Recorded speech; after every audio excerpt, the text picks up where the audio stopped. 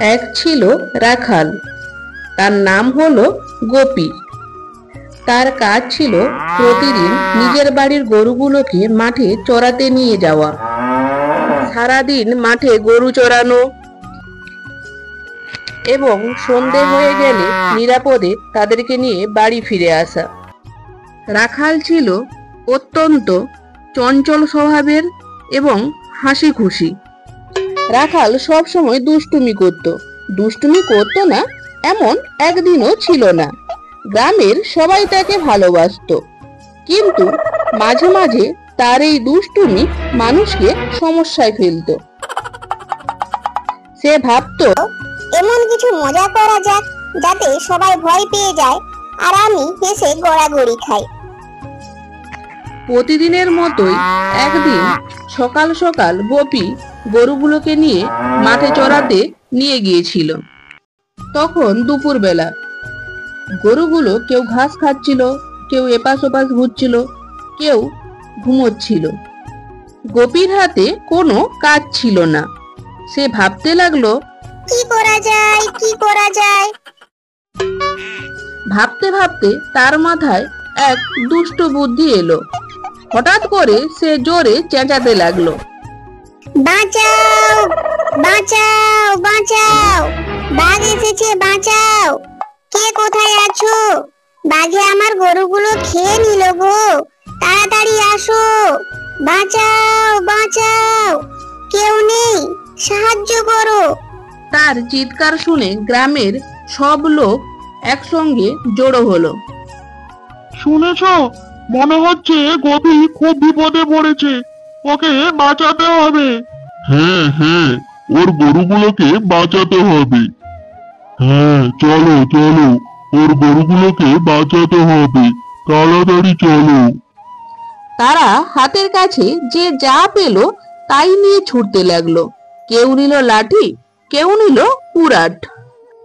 সবাই ভাবলো বাঘ এসে গরুগুলোকে খেয়ে ফেলবে, তাই তাড়াতাড়ি দৌড়তে লাগলো। কিন্তু মাঠে এসে দেখে কোথাও কোনো বাঘ নেই। কি রে গোপী, কোথায় তোর বাঘ? গোপী হাসতে হাসতে হাততালি দিতে লাগলো। কি রে হাসছিস যে, বাঘ কোথায়?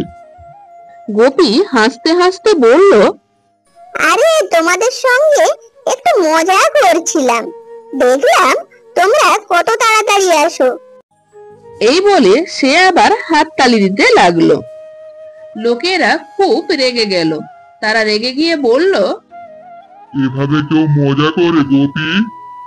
এই ছেলেকে কোনো বিশ্বাস নেই, ভবিষ্যতে ওর কথা কেউ শুনবে না। চলো চলো, আমরা বাড়ি ফিরে যাই, যত সব গোপীর পাগলামি। এই বলে তারা সবাই বাড়ি ফিরে গেল। গোপী কেবল হাসতেই থাকলো এবং মনে মনে ভাবতে লাগলো, এরা কতই না বোকা। এভাবে কয়েকদিন কেটে গেল। সেদিনও গোপীর মাথায় আবার একই দুষ্টু চিন্তা এলো। সে আবার চিৎকার করতে লাগলো, বাঘ এসেছে, এবার সত্যি বাঘ এসেছে, বাঁচাও বাঁচাও, বাঘে আমার গরুগুলো খেয়ে নিল গো, বাঁচাও বাঁচাও, এবার সত্যি সত্যি বাঘ এসেছে গো। গ্রামের লোক প্রথমে বিশ্বাস না করলেও পরে সবাই আবার একত্রিত হলো। এবার যদি সত্যি বাঘ আসে? হ্যাঁ হ্যাঁ, চলো চলো, শীঘ্রই চলো, গোপীর গরুগুলোকে বাঁচাতে হবে। এই বলে তারা আবার হাতের সামনে যে যাই পেল তাই নিয়ে ছুটতে লাগলো। কিন্তু আগের মতোই মাঠে এসে দেখে কোথাও কোনো বাঘ নেই। হিরে গোপী, কোথায় কোথায় বাঘ রে? গোপী কেবল হাসতে হাসতে হাত তালি দিতে লাগলো। তখন গ্রামের লোকেদের আর কারো কিছু বুঝতে বাকি রইল না। তারা বুঝতে পারলো গোপী আজও তাদের বোকা বানিয়েছে। ছি ছি গোপী, এভাবে কেউ মজা করে? এই ছেলেকে একবার শিক্ষা দিতেই হবে, না হলে পরে বড় বিপদে পড়বে। এই বলে যে যার তারা আবার বাড়ির পথে রওনা দিল। গোপী মনে মনে কেবল ভাবতে লাগলো, এরা আজকেও আবার আমার কাছে ধরা খেয়ে গেল। এরা কতই না বোকা। কয়েকদিন পর একদিন সত্যিই একটা ভয়ানক বাঘ এসে মাঠে হাজির হলো।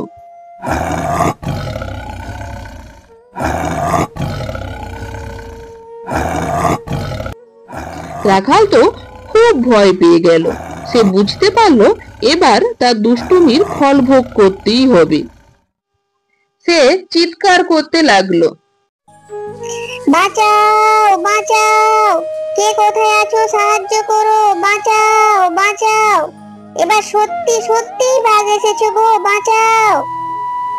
কিন্তু তার ডাকে কেউ সাড়াই দিল না।